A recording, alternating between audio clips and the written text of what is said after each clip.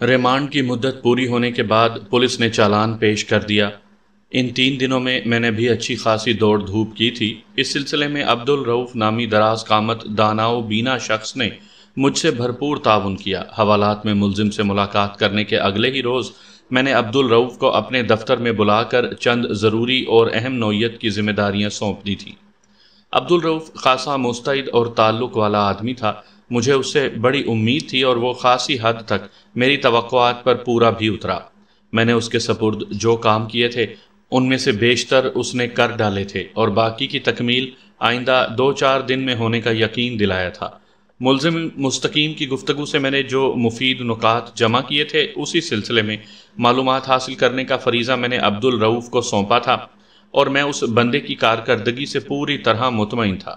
Police نے ملزم کے خلاف جو استغاثہ دائر کیا وہ رپورٹ کئی صفحات پر مشتمل تھی۔ میں اس کی تفصیل میں جا کر آپ کا قیمتی وقت برباد کروں گا اور نہ ہی آپ کو کسی بوریت میں گھسیٹنے کا میرا ارادہ ہے۔ یہاں میں آپ لوگوں کی دلچسپی اور معلومات کی غرض سے استغاثہ کی رپورٹ کا خلاصہ بیان کرتا ہوں تاکہ دونوں طرف کے حالات آپ کے ذہن میں تازہ ہو جائیں اور عدالتی کارروائی کے دوران آپ کی سوچ کسی الجھن کا شکار نہ ہونے پائے۔ استغاثہ نے میرے موکل اور اس کیس کے ملزم مستقیم کو ایک انتہائی چالاک اور عیار شخص قرار دیتے ہوئے الزام لگایا تھا کہ وہ کافی عرصے سے کسی سنہرے موقع کی تلاش میں تھا۔ پھر وقوعہ کے روز اسے یہ موقع میسر آ گیا۔ وہ مقتول کے منع کرنے کے باوجود بھی اسے لینے کے لیے دفتر پہنچ گیا۔ اسے کسی طرح یہ معلوم ہو گیا تھا کہ اس روز شام کے وقت مقتول کے بریف کیس میں ایک خطیر رقم کے کرنسی نوٹ موجود ہوں گے۔ اس نے اس موقع سے فائدہ اٹھایا اور اپنے باس کو قتل کرنے کے بعد وہاں سے فرار ہو گیا۔ بعد ازاں رات 9:30 بجے پولیس نے ملزم کو اس کے گھر سے گرفتار کر لیا۔ لاش کی دریافت کا سہرا فیض احمد کے سر باندھا گیا تھا۔ استغاثہ کے مطابق ملزم کے دفتر سے نکلنے کے تھوڑی دیر کے بعد فیض احمد کو مقتول کے کمرے میں جانے کی ضرورت پیش آ گئی تھی اور اسی وقت پتہ چلا کہ اشفاق علی اپنی کرسی پر مردہ بیٹھا ہوا ہے۔ بیٹھنے کی اس پوزیشن میں اس کی گردن بڑے بے ڈھنگے انداز میں ایک طرف کو ڈھلکی ہوئی تھی۔ اس روز مقتول پتلون اور کوٹ پہنے ہوئے تھا۔ فیض احمد نے مقتول کے کوٹ کو عین دل کے مقام پر خون آلود پایا۔ مذکورہ مقام پر 2 بڑے واضح سوراخ بھی نظر آ رہے تھے۔ ان سوراخوں کو دیکھ کر بخوبی اندازہ ہوتا تھا کہ 2 سفاک گولیوں نے ان روزنوں میں سے گزر کر مقتول کے دل تک رسائی حاصل کی ہوگی۔ اس منظر نے فیض احمد کو پریشان کرنے کے ساتھ ہی بے حد حیران بھی کیا۔ تھوڑی دیر پہلے وہ انٹرکام پر اپنے باس سے گفتگو کر چکا تھا۔ اس کے بعد ملزم نے 5-10 منٹ مقتول کے کمرے میں گزارے تھے اور گاڑی کی چابیاں اسے دیتے ہوئے وہاں سے رخصت ہو گیا تھا۔ اس دوران جبکہ ملزم مقتول کے کمرے میں موجود رہا، فیض احمد نے گولی چلنے کی یا اس سے مشابہ کوئی آواز نہیں سنی۔ وہ اسی امر پر حیرت زدہ تھا کہ کس وقت مقتول کو فائرنگ کا نشانہ بنایا گیا۔ تاہم پوسٹ مارٹم کی رپورٹ نے فیض احمد کی حیرت دور کر دی تھی۔ پوسٹ مارٹم کی رپورٹ کے مطابق مقتول اشفاق علی کو سائلنسر لگے ریوالور سے فائرنگ کر کے ہلاک کیا گیا تھا۔ اس کے دل میں اترنے والی ریوالور کی دونوں مہلک گولیاں انتہائی خطرناک ثابت ہوئی تھیں اور مقتول جھٹ پٹ اس جہان فانی سے اس جہان ابدی میں منتقل ہو گیا تھا۔ مقتول کی موت کا وقت 19 مئی کی رات 7 سے 8 بجے کے درمیان بتایا گیا تھا۔ جائے وقوع پر خصوصاً کمرے کے دروازے کے اندرونی اور بیرونی ہینڈل پر ملزم کی انگلیوں کے نشانات پائے گئے تھے اور یہ کوئی خاص بات نہیں تھی۔ میرا موکل وقوع کے روز 2 مرتبہ اس کمرے میں آیا اور گیا تھا۔ وہاں اس کے فنگر پرنٹس کا پایا جانا ایک فطری سی بات تھی۔ اس کیس کا سب سے پہلو یہ تھا کہ ریمانڈ کی مدت کے دوران تمام تر سختی آزمانے کے باوجود بھی پولیس نہ تو ملزم کے قبضے سے لوٹے ہوئے 50,000 روپے کے کرنسی نوٹ برآمد کروا سکی تھی اور نہ ہی آلہ قتل کا کوئی سراغ مل سکا تھا۔ اس سلسلے میں پولیس نے اپنی نالائکی کو چھپانے کے لیے یہ موقف اختیار کیا تھا کہ ملزم نے آلہ قتل کو کسی گٹر وغیرہ میں بہا دیا ہوگا، کیونکہ اس کام کے لیے اسے اچھا خاصا وقت مل گیا تھا اور مال مسروقہ کو بھی اس نے نہایت ہی خفیہ طریقے سے کہیں ٹھکانے لگا دیا ہوگا۔ اس کے علاوہ بھی استغاثہ کی رپورٹ میں بعض تکنیکی پوائنٹ شامل تھے جن کا یہاں پر ذکر کرنا خواہ مخواہ کے مترادف ہوگا، کیونکہ یہ باتیں آپ کی سمجھ میں آئیں گی اور نہ ہی ایسی خشک اور بور باتوں سے آپ کو کوئی دلچسپی ہوگی۔ ریمانڈ کی مدت پوری ہونے کے بعد ملزم کو عدالت میں پیش کیا گیا تو میں نے اپنی وکالت نامے کے ساتھ ہی ملزم کی درخواست ضمانت بھی دائر کر دی۔ جج نے میرے دائر کردہ کاغذات کا بغور جائزہ لیا، تاہم وہ خاموش ہی رہا۔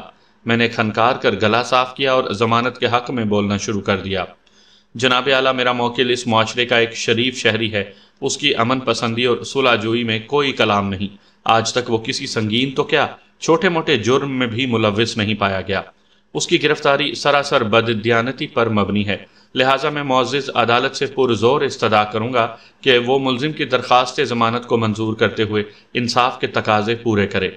یور آنر، وکیل استغاثہ نے بڑی کراری آواز میں ضمانت کے خلاف اپنے زرعی خیالات کا آغاز کیا۔ ملزم کس درجے کا شریف شہری ہے یہ تو اس کے کارنامے ہی سے ظاہر ہو رہا ہے۔ اس نے لفظ کارنامے پر خاصا زور دیا تھا۔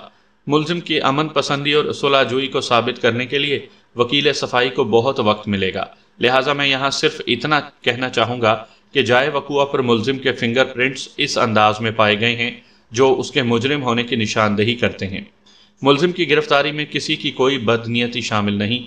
واضح رہے، ملزم وہ شخص ہے جس نے مقتول کو آخری مرتبہ نہ صرف زندہ دیکھا ہے بلکہ اس سے مختصر گفتگو بھی کی، لہٰذا میں اسی بات پر زور دوں گا کہ ملزم کی درخواست ضمانت کو رد کرتے ہوئے مقدمے کی کارروائی کو آگے بڑھایا جائے۔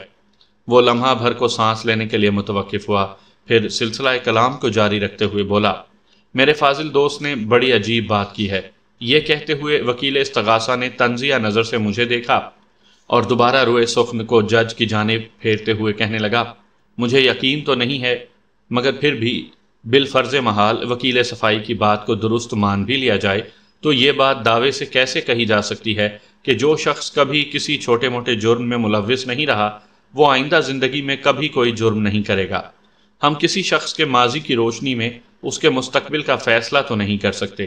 اگر وکیل صاحب کی تھیوری کو مستند فارمولہ مان لیا جائے تو پھر ہر شخص کا پہلا جرم قابل معافی ہونا چاہیے، کیونکہ قبل ازیں اس کا ماضی اس حوالے سے بے داغ ہی نظر آئے گا۔ دلیل ختم کرتے ہی وہ فخریہ انداز میں میری طرف دیکھنے لگا۔ میں نے نہایت ہی ٹھہرے ہوئے لہجے میں جواب دیا، جناب اعلیٰ، میں نے کسی شخص کے مجرم ہونے یا نہ ہونے کے سلسلے میں کوئی اصول یا فارمولہ پیش نہیں کیا، بلکہ ایک عام اور معقول سی بات کی ہے۔ ملزم کے کردار اور معاشرتی رویے کو بے داغ اور اعلیٰ ثابت کرنے کے لیے میرے پاس بہت کچھ ہے جو عدالتی کارروائی کے دوران میں مناسب موقع پر سامنے لاؤں گا۔ فی الحال میں صرف اتنا کہنا چاہتا ہوں کہ میرا موکل عرصہ 5 سال سے مقتول کے پاس ملازمت کر رہا تھا۔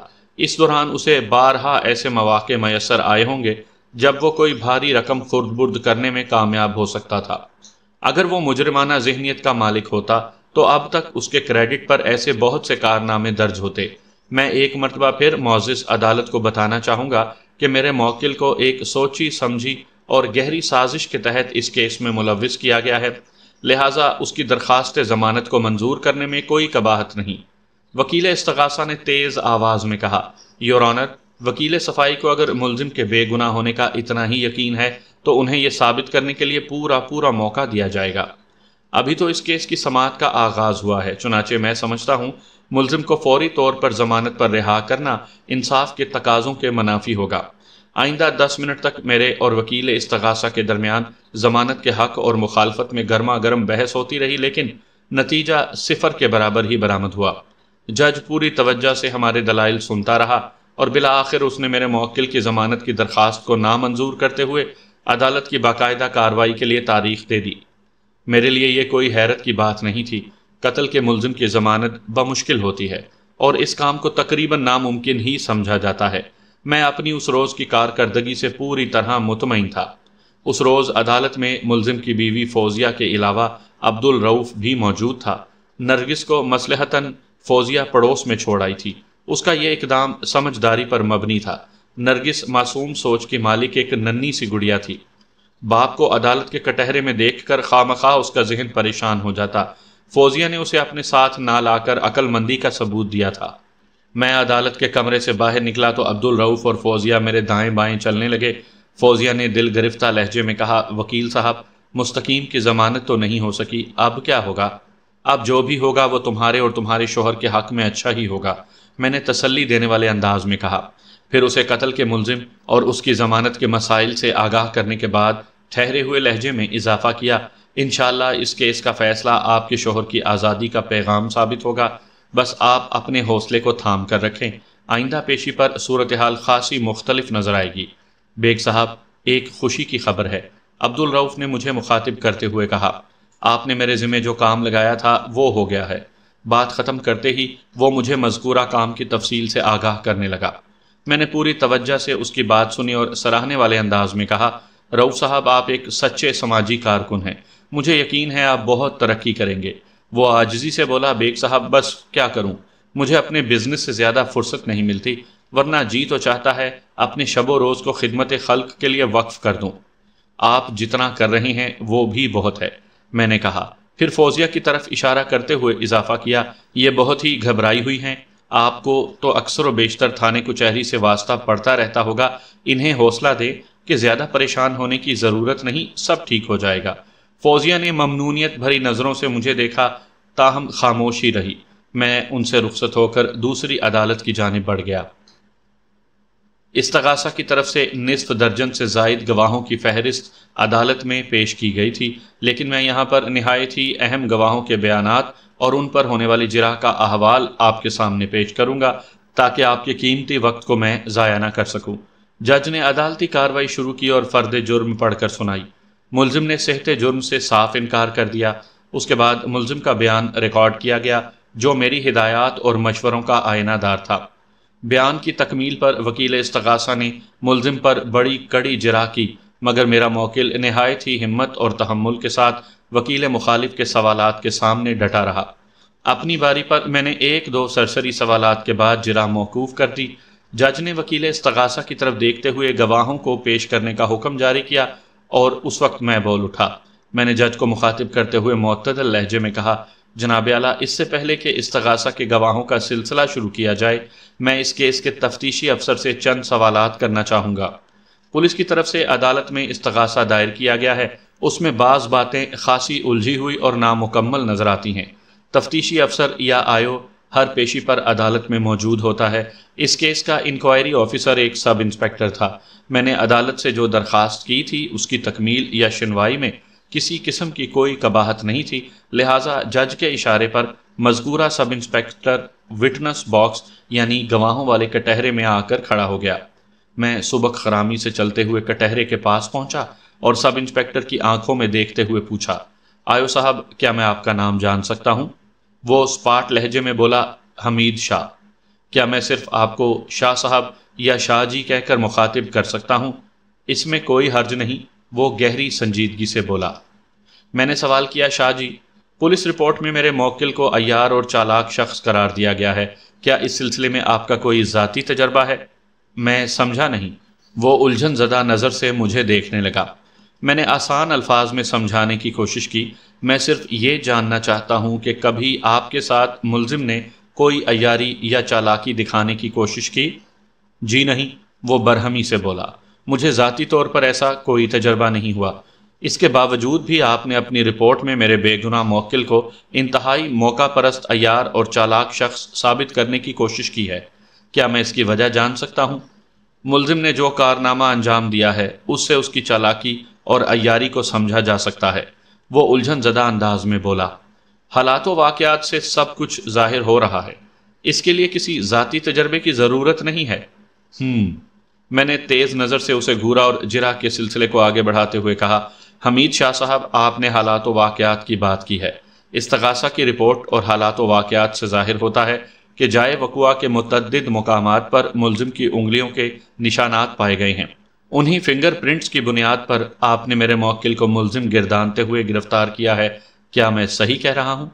ایک حد تک آپ بالکل درست فرما رہے ہیں، وہ ڈپلومیٹک انداز میں بولا۔ ملزم کی گرفتاری کی ایک بنیاد تو وہاں پائے جانے والے اس کے فنگر پرنٹس ہیں، اور دوسری بڑی اور قوی وجہ اس کا مقتول سے اس کی زندگی میں آخری مرتبہ ملاقات کرنا ہے۔ جب وقوع کے روز ملزم مقتول کے کمرے میں داخل ہوا تو اس وقت تک مصدقہ طور پر مقتول زندہ تھا۔ فیض احمد نامی دیرینہ ملازم سے باقاعدہ انٹرکام پر اس کی بات ہوئی تھی۔ ملزم کے وہاں سے رخصت ہو جانے کے بعد جب فیض احمد کو مقتول کے کمرے میں جانے کی ضرورت پیش آئی تو اس نے مقتول کو مردہ حالت میں پایا۔ اس سے بڑے واضح انداز میں ثابت ہو رہا ہے کہ مقتول کے ساتھ جو بھی اندوہناک واقعہ پیش آیا اس میں سراسر ملزم کا ہاتھ ہے۔ انکوائری آفیسر نے اپنی بات ختم کر کے ستائش طلب نظر سے وکیل استغاثہ کو دیکھا۔ میری نگاہ بھی وکیل مخالف کی جانب اٹھ گئی۔ اس وقت بڑے معنی خیز انداز میں وہ زیر لب مسکرا رہا تھا۔ میں واپس تفتیشی افسر کی طرف متوجہ ہو گیا۔ شاہ صاحب، آپ نے میرے موکل کو قاتل ٹھہرانے کے سلسلے میں اپنے بیان کے ایک حصے کو فیض احمد نامی شخص کے ساتھ منسلک کر دیا ہے۔ چلو یہ بھی اچھا ہے۔ جب فیض احمد نامی یہ شریف آدمی استغاثہ کے گواہ کی حیثیت سے کٹہرے میں آ کر کھڑا ہوگا تو اس سے بھی سوال جواب ہو ہی جائیں گے۔ فی الحال ہم فنگر پرنٹس کی بات کرتے ہیں۔ میں لمحہ بھر کو سانس لینے کی غرض سے متوقف ہوا، پھر سلسلہ کلام کو آگے بڑھاتے ہوئے کہا، آپ نے بتایا ہے، اور جیسا کہ استغاثہ کی رپورٹ میں بھی اس بات کا مفصل ذکر موجود ہے کہ جائے وقوع یعنی مقتولہ کے کمرے میں متعدد مقامات پر ملزم کی انگلیوں کے نشانات پائے گئے ہیں، خصوصاً دروازے کے اندرونی اور بیرونی ہینڈل کو ہائی لائٹ کیا گیا ہے۔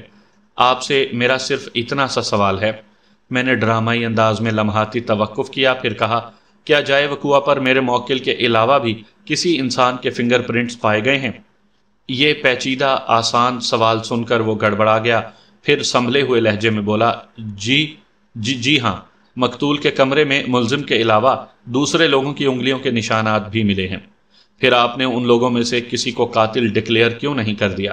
میں نے خاصا جارحانہ انداز میں کہا، کیا آپ نے تمام افراد کے فنگر پرنٹس کو چیک کر کے متعلقہ افراد سے بھی پوچھ گچھ کی تھی، یا ایک طے شدہ پروگرام کے تحت آپ کو صرف میرے موکل کے فنگر پرنٹس کی تلاش تھی تاکہ نہ ہینگ لگے نہ پھٹکڑی اور رنگ بھی چوکھا چڑھ جائے؟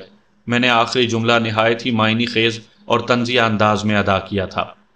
وٹنس باکس میں کھڑے تفتیشی افسر تل ملا کر رہ گیا، پھر تھوک نگلتے ہوئے اس نے میرے سوال کا جواب دیتے ہوئے کہا، وکیل صاحب، بات دراصل یہ ہے کہ میں نے واضح طور پر محسوس کیا کہ وہ اپنی برہمی کو ضبط کرنے کی کوشش کر رہا تھا۔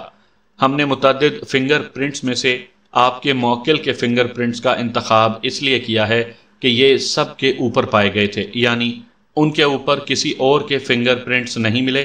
خاص طور پر دروازے کا اندرونی اور بیرونی ہینڈل اس امر کا ثبوت ہے، اور اس کی وجہ بھی کوئی ڈھکی چھپی نہیں۔ مقتول کی زندگی میں، وہ لمحے بھر کو معنی خیز انداز میں متوقف ہوا، پھر اپنی بات پوری کرتے ہوئے کہا، مقتول کی زندگی میں اس کے کمرے میں جو آخری شخص داخل ہوا وہ یہی شخص تھا، ملزم مستقیم۔ بات ختم کرتے ہی ایکیوزڈ باکس یعنی ملزموں کے کٹہرے میں کھڑے میرے موکل کی جانب اشارہ کرنے لگا۔ میں نے اس کی اداکاری کو نظر انداز کرتے ہوئے متحمل لہجے میں کہا، آیو صاحب، جیسا کہ سننے میں اور بعض اوقات دیکھنے میں بھی آیا ہے کہ پولیس کی تفتیش کے آگے کسی کی پیش نہیں جاتی، پتھر بولنے پر اور ہاتھ خود کو چور چور کہنے پر مجبور ہو جاتا ہے، اور ایسی کوئی بات نہیں۔ وہ قطع کلامی کے توسط سے تردیدی لہجے میں بولا، ہمارے بارے میں اس قسم کی ظالمانہ کارروائیاں مشہور کر دی گئی ہیں۔ ہم تفتیش کے سلسلے میں جرائم پیشہ افراد پر تھوڑی سختی ضرور کرتے ہیں، لیکن ہم ویسے ظالم اور جلاد ہرگز نہیں ہیں جس طرح ہمیں بدنام کیا جاتا ہے۔ آپ نے میری پوری بات تو سنی نہیں اور بولنا شروع کر دیا۔ میں نے خفگی آمیز لہجے میں کہا، چلیں ہم مبینہ ظالمانہ کارروائیوں کے بجائے آپ کی مروجہ تفتیش کا ذکر کرتے ہیں۔ ملزم عدالتی ریمانڈ پر 7 روز کے لیے آپ کی کسٹڈی میں رہا ہے۔ آپ نے اقبال جرم کروانے اور ڈکیتی کی رقم کا سراغ لگانے کے لیے اس پر اپنا ہر مروجہ تفتیشی حربہ آزمایا ہوگا، لیکن حیرت کی بات ہے کہ میرے موکل نے اقرار جرم کیا اور نہ ہی 50,000 روپے کے بارے میں آپ کو کچھ بتایا، حالانکہ رقم کے سلسلے میں آپ نے اسے ایک تگڑی آفر بھی کی تھی۔ میں نے معنی خیز انداز میں اس کی آنکھوں میں جھانکا اور تھوڑے توقف کے بعد دہرایا، وہی 50-50 والی آفر۔ مجھے اپنے موکل کی زبانی پتہ چلا تھا کہ 50,000 روپے کی رقم برآمد کروانے کے لیے پولیس والوں نے اسے ایک پیشکش کی تھی کہ اگر وہ انہیں بتا دے کہ اس نے 50,000 روپے کہاں چھپائے ہیں تو اس رقم میں سے 25,000 روپے خفیہ طور پر وہ اسے دے دیں گے۔ ابھی میں نے تفتیشی افسر سے اسی پیشکش کا ذکر کیا تھا۔ وہ میری بات سن کر بھڑک اٹھا اور خاصے ناگوار لہجے میں بولا، ہم نے ملزم کو کسی قسم کی کوئی آفر نہیں کی تھی۔ اور وہ خاصا جذباتی ہونے لگا، اور جہاں تک ہماری تفتیش اور ملزم کے اقبال جرم نہ کرنے کا تعلق ہے تو اس سلسلے میں تو ابھی ابتدا ہوئی ہے۔ استغاثہ ثابت کر دے گا کہ اسی شخص نے 50,000 روپے کی خاطر اپنے مالک کو قتل کیا اور رقم سے بھرا ہوا بریف کیس لے کر جائے واردات سے فرار ہو گیا تھا۔ بات کے اختتام پر اس نے نفرت بھری نظر سے میرے موکل کی جانب دیکھا۔ میں نے استہزائیہ انداز میں کہا، استغاثہ اور ڈیفنس جو کچھ بھی ثابت کریں گے وہ تو سامنے آ ہی جائے گا۔ فی الحال تو استغاثہ کی رپورٹ بڑی بے بسی سے یہ کہتی ہوئی دکھائی دیتی ہے ملزم نے آلۂ قتل کو کسی گٹر وغیرہ میں بہا دیا ہوگا اور مال مسروقہ کو بھی اس نے نہایت ہی خفیہ طریقے سے کہیں ٹھکانے لگا دیا ہے، کیونکہ اس کام کے لیے اسے اچھا خاصا وقت مل گیا تھا۔ وقت سے یاد آیا، میں نے اس انداز میں توقف کیا جیسے کوئی نہایت ہی اہم بات کرنے جا رہا ہوں۔ تفتیشی افسر اور وکیل استغاثہ نے بیک وقت چونک کر میری طرف دیکھا۔ دونوں کے چہرے اور آنکھوں میں الجھن واضح طور پر نظر آ رہی تھی۔ میں نے بات کو آگے بڑھاتے ہوئے کہا، ملزم لگ بھگ 7:15 بجے جائے وقوع سے رخصت ہوا تھا اور اس کی گرفتاری رات 9:30 بجے عمل میں آئی تھی۔ اس حساب کتاب کی مدد سے واقعی اچھا خاصا وقت مل گیا تھا۔ کیا آپ نے ملزم سے یہ جاننے کی کوشش کی کہ اس نے مذکورہ وقت کہاں اور کیسے گزارا تھا؟ جی ہاں، معلوم کیا تھا۔ تفتیشی افسر نے اثبات میں سر ہلایا۔ میں نے پوچھا، پھر اس نے کیا جواب دیا؟ ملزم نے ہمیں بتایا تھا کہ دفتر سے رخصت ہونے کے بعد وہ اپنے ایک دوست سے ملنے کسی ریسٹورانٹ میں چلا گیا تھا۔ عبدالغفور نامی اس کا وہ دوست مذکورہ ریسٹورانٹ میں بیرہ گیری کرتا ہے۔ تفتیشی افسر نے جواب دیا۔ ملزم کے مطابق وہ لگ بھگ 8:45 بجے اس ریسٹورانٹ سے روانہ ہوا تھا۔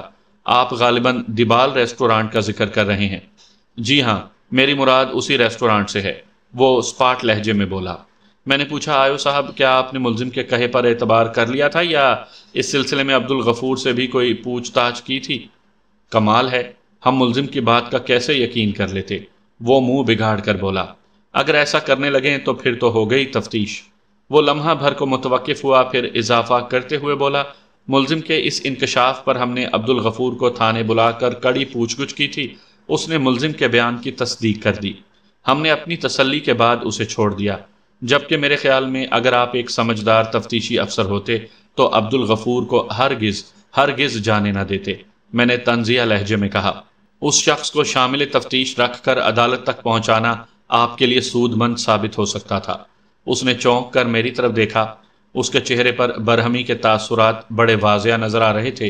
شاید سمجھدار تفتیشی افسر کے حوالے سے میرا تبصرہ اسے پسند نہیں آیا تھا۔ بگڑے ہوئے لہجے میں اس نے مجھ سے استفسار کیا، کیا مطلب ہے آپ کا وکیل صاحب؟ آخر آپ کہنا کیا چاہتے ہیں؟ میں اپنی طرف سے تو کچھ بھی نہیں کہنا چاہ رہا، میں نے دونوں ہاتھ ہوا میں بلند کرتے ہوئے کہا، بلکہ آپ کے کہے کو یاد دہانی کے طور پر استعمال کر رہا ہوں۔ اگر آپ کی یادداشت اچھی ہے تو یقیناً آپ استغاثہ کی رپورٹ کے یہ الفاظ نہیں بھولے ہوں گے، ملزم نے آلۂ قتل کو کسی گٹر میں بہا دیا ہوگا اور مال مسروقہ کو بھی اس نے نہایت ہی خفیہ طریقے سے کہیں ٹھکانے لگا دیا ہوگا، کیونکہ اس کام کے لیے اسے اچھا خاصا وقت مل گیا تھا۔ میں نے تھوڑا توقف کر کے باری باری معنی خیز نظروں سے جج، وکیل استغاثہ اور آیو کی طرف دیکھا، پھر اپنی بات کو مکمل کرتے ہوئے کہا، ملزم کو آپ کے بقول جو اچھا خاصا وقت مل گیا تھا وہ اس نے اپنے دوست عبدالغفور کے ساتھ خوش گپیوں میں گزار دیا، اور دوسری طرف آپ ہی کا یہ دعویٰ بھی ہے کہ اسی اچھے خاصے وقت میں ملزم نے آلۂ قتل یعنی سائلنسر لگے ریوالور اور لوٹی ہوئی رقم کو بھی ٹھکانے لگایا ہے۔ اگرچہ آپ کے دونوں دعووں میں گہرا تضاد پایا جاتا ہے، لیکن پھر بھی اگر ایک منٹ کے لیے آپ کی بات کو سچا سمجھ لیا جائے تو پھر آپ کی باتوں سے یہ نتیجہ اخذ کیا جا سکتا ہے کہ ملزم نے اپنے دوست کے تعاون اور مہربانی سے مذکورہ بالا دونوں عظیم کام سر انجام دیے ہوں گے، لہٰذا اس صورت میں عبدالغفور نامی اس شخص کو آلۂ قتل اور لوٹے ہوئے کرنسی نوٹوں کی بازیابی سے پہلے چھوڑ دینے کا کوئی جواز نہیں بنتا۔ آپ اس سلسلے میں کچھ کہنا پسند فرمائیں گے آیو صاحب؟ جی ضرور کہنا پسند فرماؤں گا، وہ دانت کچکچاتے ہوئے بولا، اور یہ کہنا چاہوں گا کہ خدا کا لاکھ لاکھ شکر ہے وکیل صاحب کہ آپ پولیس ڈپارٹمنٹ میں نہیں ہیں، ورنہ پتہ نہیں کتنے بیچاروں کا کباڑہ اب تک ہو چکا ہوتا۔ اس لاکھ لاکھ شکر ادا کرنے پر میں آپ کا بے حد ممنون ہوں، میں نے تیکھے لہجے میں کہا۔ اللہ کا کرم اور میری خوش قسمتی ہے کہ میں آپ کے محکمے سے وابستہ نہیں ہوں، انکوائری افسر حمید شاہ صاحب۔ اس کی سمجھ بوجھ پتہ نہیں میری بات کی گہرائی کو ناپ سکی کہ نہیں، البتہ وہ معاندانہ نظر سے مجھے گھور کر رہ گیا۔ اس گھورنے میں ناپسندیدگی اور ناگواری بدرجۂ عتم موجود تھی۔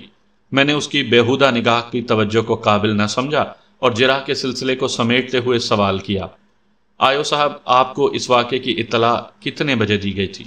لگ بھگ 8 بجے رات، اس نے ایک لمحہ سوچنے کے بعد جواب دیا۔ میں نے پوچھا، اور یہ اطلاع آپ کو کس نے دی تھی؟ مقتول کے دیرینہ ملازم فیض احمد نے تھانے فون کیا تھا۔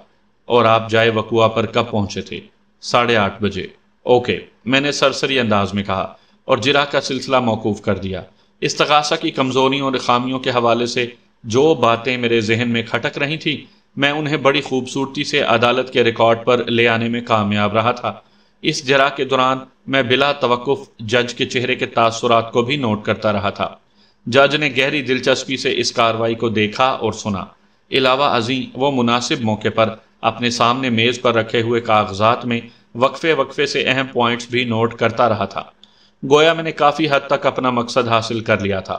اتنا وقت باقی نہیں بچا تھا کہ کسی اور کو گواہ کے کٹہرے میں بلایا جاتا، لہٰذا جج نے آئندہ پیشی کے لیے تاریخ دے کر عدالت برخاست کرنے کا اعلان کر دیا۔ The court is adjourned. آئندہ پیشی 10 روز بعد کی تھی۔